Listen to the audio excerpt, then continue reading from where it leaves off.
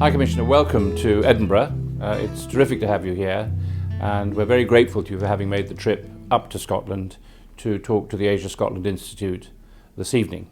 A great pleasure. I know the audience will be looking forward very much to what you have to say, and I'd be grateful if you could in a minute give me an idea of the main topics that you will cover. I think just to position that, I would like to remind you and the audience that the Asia Scotland Institute has been set up with a key mission, which is to equip tomorrow's leaders in Scotland with the knowledge and skills to re-engage with Asia. And to that extent, your comments this evening will be hugely helpful. Thank you very much, and it's a great pleasure to be here, and of course there are great links between Scotland and Australia in all sorts of different ways, as I think everyone would know, so it's always nice for an Australian to visit Edinburgh. Well, I think there are two things to say. First of all, it's widely believed that the 21st century is going to be the Asian century, that many a white paper and book is written about that. Yeah. We'll wait and see. But nevertheless, Asia is playing a much more important part in the global economy than was the case for many a long generation. Perhaps it's more accurate to say that Asia is coming back to the position that it more traditionally held in the global economy with the rise of China and the rise of India. The second thing to say is that the rise of China is probably the single most important geopolitical event in the world today, and how China manages its own rise, how the rest of the world, particularly the great powers of East Asia, manage the rise of China is going to be one of the critical issues for the years ahead. Of course, this doesn't presuppose that China's rise will continue on a straight line trajectory. China in the future will have all sorts of challenges to face and ups and downs of its own, but nevertheless it is going to become more prosperous, and it is going to become a more powerful country. It's going to have to manage that, and we're going to have to manage it as well. So it's not just a great challenge for countries like Australia in the Asia Pacific region, but it's a challenge that major powers like the United Kingdom need to address from other corners of the earth. I wonder if you could tell me how Australia sees global developments at the moment.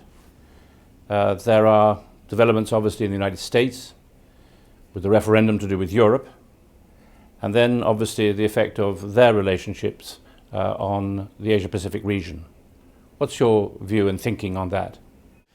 Well, I think the referendum in the UK is, in a sense, a very significant, albeit likely to be short-lived distraction. That is, Britain's the fifth biggest economy in the world, is a nuclear weapons state, is a permanent member of the United Nations Security Council. So a strong Britain, which is the most like-minded country with Australia in the world, is a very good thing for Australia. And a Britain that is distracted is obviously not going to be able to play the full role that we'd hope it to play. But this, of course, is likely to be ephemeral. I mean, when the decision is made on the 23rd of June, then one way or the other, no doubt people will move on. I suppose we worry a bit in a different way about the European Union. We've worried about the frailty of the Eurozone and the poor design of the Euro system.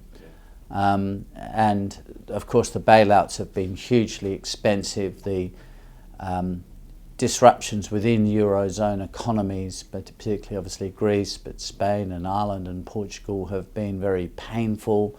They've had political consequences. And add to that now the issue of irregular migration. Yeah.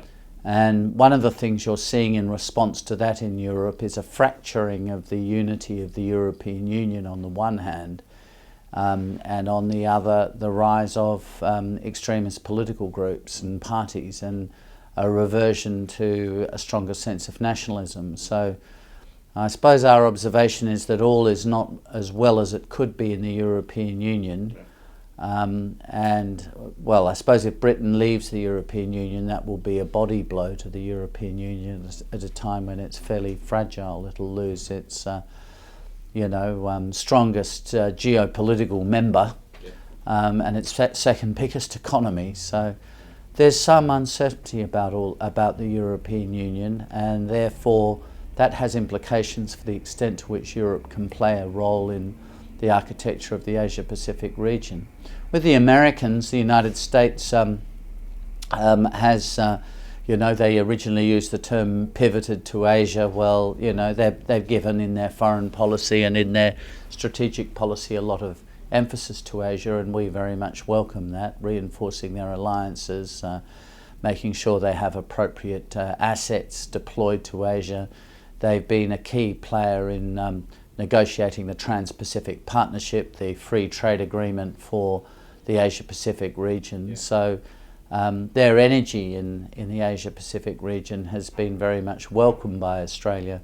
And, to put it rather bluntly, the United States is the balancing wheel of the Asian region.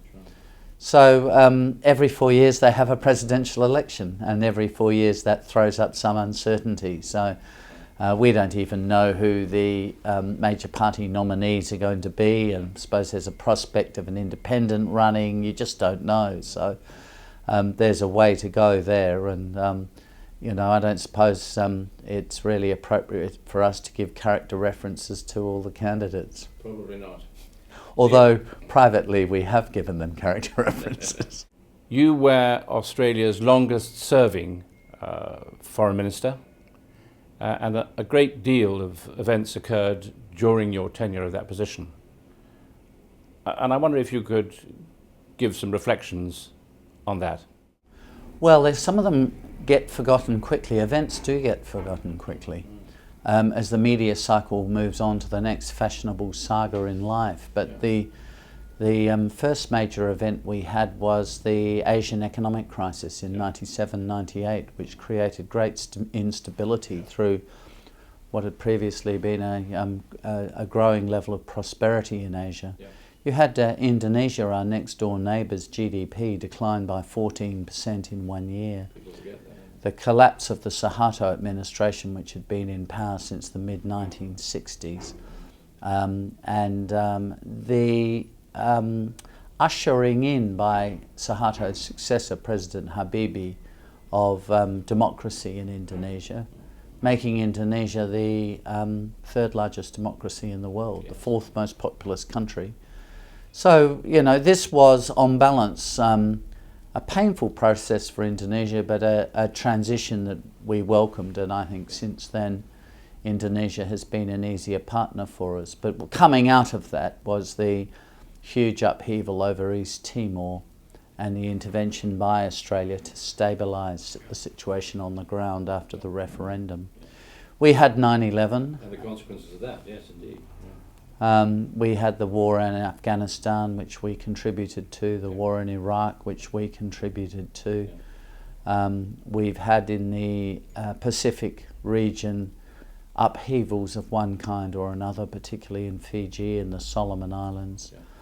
I'd have to say a long string of quite dramatic events during my time as the foreign minister, which for many of those years were nevertheless fascinating to deal with. And Australia is a G20 country, is a significant player, particularly in the Asia-Pacific region. And one of the things that happened in my time was the creation of the East Asia Summit, and we were an inaugural member of the East Asia Summit. That sort of locked Australia more institutionally into the Asia-Pacific, or as we sometimes refer it to now, the Indo-Pacific region, which has been a good thing. So many changes took place in that period. Could you give us a feel for the challenges, dangers and opportunities as you see them, especially with developments in places such as North Korea?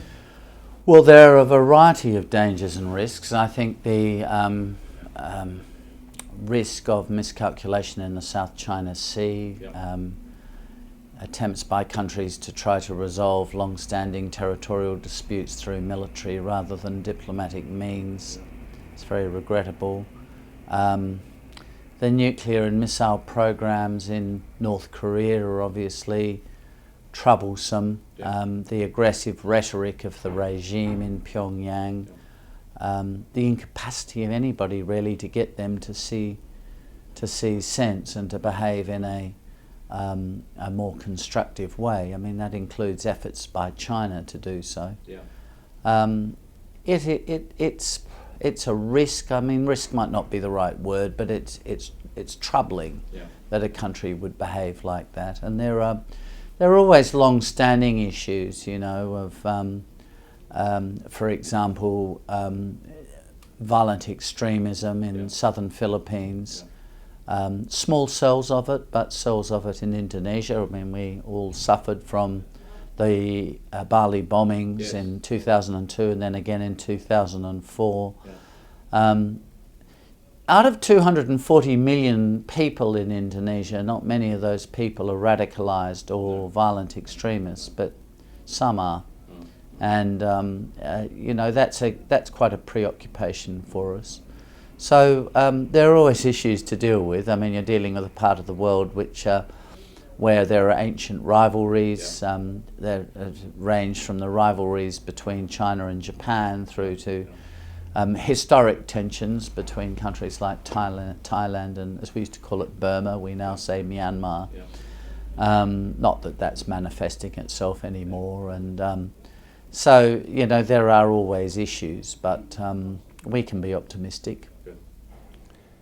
Thank you, High Commissioner, very much. It's been terrific to have an opportunity to talk with you. Thank you again for having come up to be with us, and I look forward very much to hearing what you have to say later on. Thank you. Pleasure.